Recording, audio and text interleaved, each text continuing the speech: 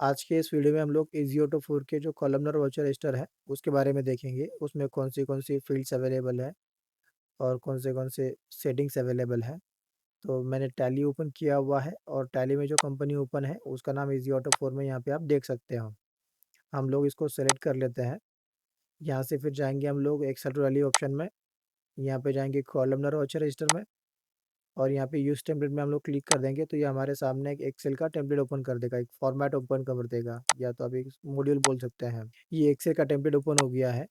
अब यहाँ पे देख सकते हो कि आपको पहला कॉलम डेट का दिख रहा है, फिर रेफरेंस नंबर का दिख रहा है, वाउचर नंबर है, डेबिट लेजर नेम का कॉलम दिख रहा है, यहाँ पे ऑटो सम का एक टोटल का कॉलम दिख रहा है और एक सेल्स का लेजर का कॉलम दिख रहा है, CGST HGST। यहाँ पे सिर्फ 3 कॉलम दिख रहे हैं।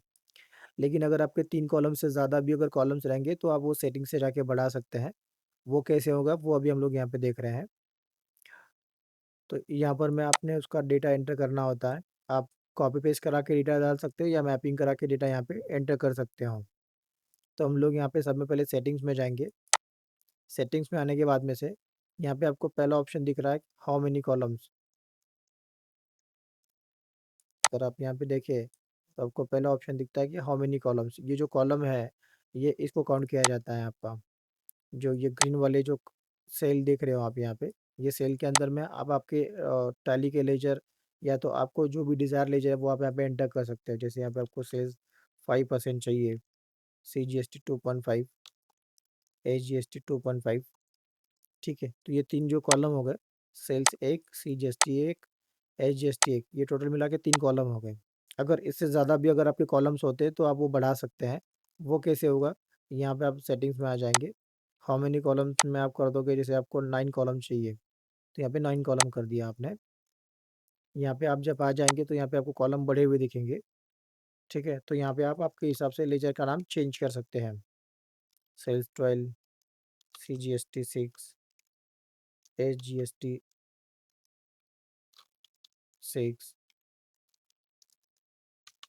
उसके बाद में से यहाँ पे आप क्या करोगे कि बाकी के जो भी आपके लेजर्स के नाम रहेंगे वो डाल सकते हो यहाँ पे। जैसे आपने डाल दिया ट्रांसपोर्टेशन चार्जेस, उसके बाद में से आपने यहाँ पे डाल दिया डिस्काउंट, यहाँ पे राउंडिंग। ठीक है, तो आप मैक्सिमम इसके अंदर में 81 कॉलम तक आप बढ़ा सकते हैं। आपको मैं दिखा देता हूँ। देखिए यहाँ से ये जो लिस्ट है ना, ये मैक्सिमम आप 81 कॉलम तक बढ़ा सकते हैं। प्रैक्टिकली इतना ज़रूरत नहीं लगता है लेकिन आप बढ़ा सकते हैं। इसके अंदर से आप यहाँ पे नेक्स्ट कॉलम देख रहे हो, नेक्स्ट सेटिंग जो देख रहे हो वो है यहाँ पे कि आपको रेफरेंस नंबर चाहिए या नहीं चाहिए। आप इसको यहाँ पे यस नो कर सकते हैं। फिर नेक्स्ट कॉलम में आपको वाउचर नंबर चाहिए या नहीं चाहिए, वो यस नो कर सकते हैं आप। नरेशन के कॉलम आपको इस टेम्पलेट में देखना है या नहीं देखना है, उसके लिए आप यस नो कर सकते हैं। फिर इसमें कौन से वाउचर मोड्स अवेलेबल है वो यहाँ पे आप देख सकते हो। यहाँ पे वाउचर मोड्स अगर देखोगे जैसे contra, journal, memo, purchase, payment, receipt, sale, debit note, credit note, ये सारे यहाँ पे मोड्स अवेलेबल है। यहाँ पर आप कॉलमनर वाउचर रजिस्टर के थ्रू एक टाइम पर एक ही मोड का एंट्री इंपोर्ट करा सकते हैं। और साथ ही में अगर आपको इन्वेंट्री का साथ में अगर डेटा इंपोर्ट करवाना है तो यहाँ पे आप यस कर सकते हो, अदरवाइज विदाउट इन्वेंट्री करना है तो नो कर सकते हैं। साथ ही में यहाँ पे फिर नेक्स्ट ऑप्शन मिल जाता है आपको क्रेडिट डेज का। अगर आप क्रेडिट डेज के साथ में एंट्रीज इंपोर्ट करवाना चाहते हो तो यहाँ पे यस करके क्रेडिट डेज का ऑप्शन इनेबल करा सकते हैं। सेम उसी तरह से यहाँ पे कॉस्ट सेंटर का ऑप्शन मिल जाता है आपको यस नो करने के लिए। स्टेटरी डिटेल्स के लिए ऑप्शन मिल जाता है यहाँ पे आपको। ये कुछ यहाँ पे एड ऑन फीचर्स के सेटिंग दी हुई है यहाँ पे।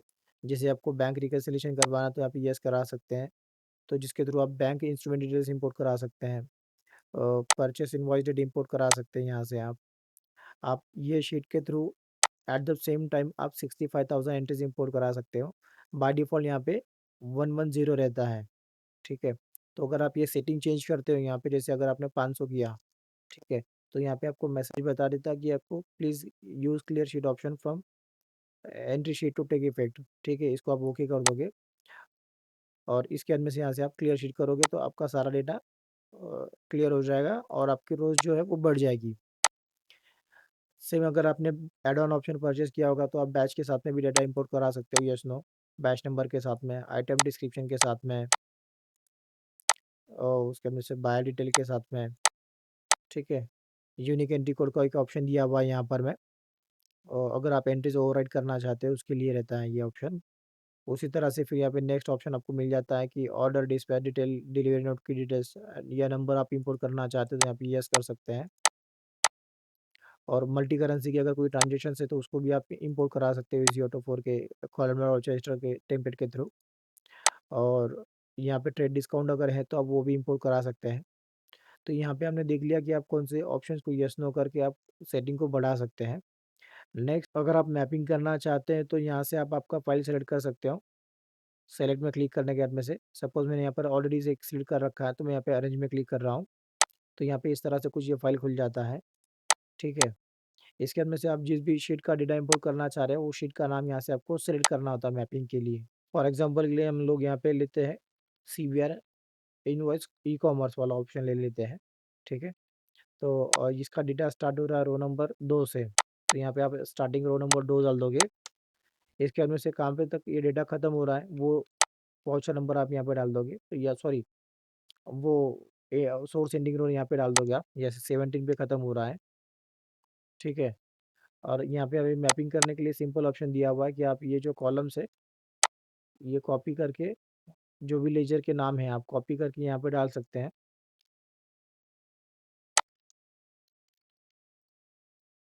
और उसके बाद में से इसके सिर्फ आपको अल्फ़ाबेट से यहाँ पे मैप करना है। जैसे सेल्स 5% कहाँ पे रखा हुआ है वो यहाँ पे आप देख सकते हो। ये एग्जांपल के लिए वैट का डेटा है सैंपल। तो यहाँ पे जैसे आप देख रहे हो कि सेल्स 5% डी में लिखा हुआ तो यहाँ पे मैं डी डाल दे रहा हूँ। वैट 5 जो ई में लिखा हुआ तो यहाँ पे ई डाल दे रहा हूँ। तो इस तरह से आपको मैपिंग करना रहता है। यहाँ पे बाय डिफ़ॉल्ट जो कॉलम रहते हैं जैसे डेट के लिए, वाउचर नंबर, रेफ़रेंस नंबर के लिए, पार्टी नंबर के लिए, ये भी यहाँ पे कॉलम्स अवेलेबल है। तो यहाँ पर मैं मैपिंग पूरा नहीं कर रहा हूँ, जस्ट मैं आपको दिखा दे रहा हूँ कि कौन सी फ़ील्ड्स इसमें अवेलेबल है। जैसे हमने नैरेशन को रखा था, इन्वेंटरी का डिटेल्स यहाँ पे हम लोग ले सकते हैं। आपको इस शीट को मैं बड़ा करके दिखाता हूँ। यहाँ पे आप इन्वेंटरी की डिटेल्स भी देख सकते हैं। Location, optional quantity, bill quantity, यहाँ पे बहुत सारी चीज़ें आपको दिख रही हैं। आइटम डिस्क्रिप्शन को हमने वहाँ पे यस किया था, तो वो भी दिख रहा है यहाँ पे आपको। एड्रेस, वाउचर बाय डिटेल का एड्रेस यहाँ पे आप ले सकते हैं। इसके बाद में से यहाँ पर में आपको मिल जाता है कंसाइनी डिटेल्स और एंट्री कोड के लिए ऑप्शन मिल जाता है यहाँ पे मैं आपको। मल्टी करेंसी के लिए भी ऑप्शन जैसे आप यस नो करोगे या आप जैसा भी आपने ऐड ऑन बाय किया उसके हिसाब से आपको ऑप्शन मिल जाएगा। जीएसटी डिटेल्स के लिए यहाँ पे आपको ऑप्शन मिल जाता है। ट्रांसपोर्ट डिटेल के लिए भी ऑप्शन मिल जाता है। और जो नए स्टॉक आइटम या जीएसटी के लिए जो स्टॉक आइटम के लिए जो डिटेल्स ज़रूरी रहती हैं वो भी यहाँ पे आप डाल सकते हो। और आप अगर एक्सेल से ई इनवॉइस या आयरन की डिटेल्स इंपोर्ट करना चाहते हो तो वो भी आप यहाँ से ले सकते हो। ठीक है। तो यहाँ पे सपोज आपने मैपिंग करने के बाद में से आपको सिर्फ यहाँ पे इंपोर्ट टू एंट्री शीट में क्लिक करना होता है। तो आपके शीट का ये पूरा की पूरा डेटा इजी ऑटो फॉर के एंट्री टेम्पलेट में आ जाता है। एंट्री टेम्पलेट में आने के बाद में यहाँ से आपको सिर्फ सेव एंड जनरेट में क्लिक करना होता है। फॉर एग्जांपल के लिए यहाँ पे मैंने मैपिंग करके इंपोर्ट किया ऐसे समझिएगा आप, या कॉपी डेटा कॉपी पेस्ट किया ऐसे समझिएगा आप। तो यहाँ पर मैं इसको सेव एंड जनरेट में क्लिक कर रहा हूँ। ये सैंपल CGST GST का डेटा है, इसको हमने ओके किया। सॉफ्टवेयर में आके यहाँ पे रिफ्रेश एंट्रीज फ्रॉम एक्सेल में क्लिक करते हैं। ये एक्सेल से 5 एंट्रीज रिफ्रेश कर लिया है उसने और 6 नए लेजर टैली में बनाएगा। हमने इसको ओके किया। अगर आप न्यू स्टॉक आइटम की लिस्ट अगर देखना चाहते हैं तो यहाँ पे आप क्लिक कर सकते हो। अगर आप न्यू लेजर्स देखना चाहते हो तो यहाँ पे क्लिक कर सकते हो, तो आपके सामने लिस्ट ऑफ लेजर्स आ जाएगा जो टैली में अवेलेबल नहीं है। और यहाँ पे आइटम में क्लिक करने के बाद में से आपके सामने जो आइटम का लिस्ट आ जाएगा जो टैली में अवेलेबल नहीं है। यहाँ पर सिंपली आपको बुक इन टैली में क्लिक करना है। यस, यस, ये स्टॉक आइटम जो अवेलेबल नहीं है वो बना रहा है, जो लेजर्स अवेलेबल नहीं वो बना रहा है। आपका एंट्री टैली में पोस्ट हो गया। हम लोग टैली में चेक करेंगे। डे बुक के अंदर में आके यहाँ पे हम लोग उसका डेट पीरियड चेंज कर देंगे 30/4/2025। तो देखिए यहाँ पे आपका एंट्री पूरा एंट्री जो भी एक्सेल में था वो इंपोर्ट हो चुका है। जिसके अंदर में ये 5वां नंबर का जो एंट्री है जिसका बिल नंबर 5 है या वाउचर नंबर 5 है, उसके अंदर में मल्टीपल इन्वेंट्री अवेलेबल थी। तो ये मल्टीपल इन्वेंट्री के साथ में डेटा इंपोर्ट हुआ है। देखिए मैं आपको यहाँ पे दिखा रहा हूँ, ये वाला एंट्री XYZ कंपनी का डेटा है, ये वाउचर नंबर 5 है। ठीक है? इसके अंदर में इतनी सारी इन्वेंट्री अवेलेबल थी, तो ये सारी की सारी इन्वेंट्री के साथ में डेटा यहाँ पर बोट हुआ है।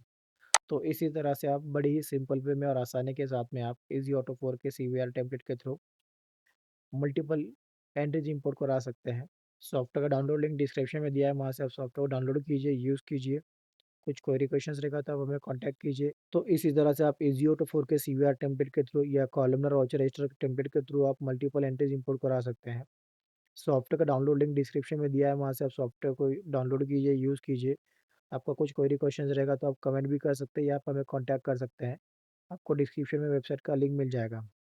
Thank you, please share and subscribe.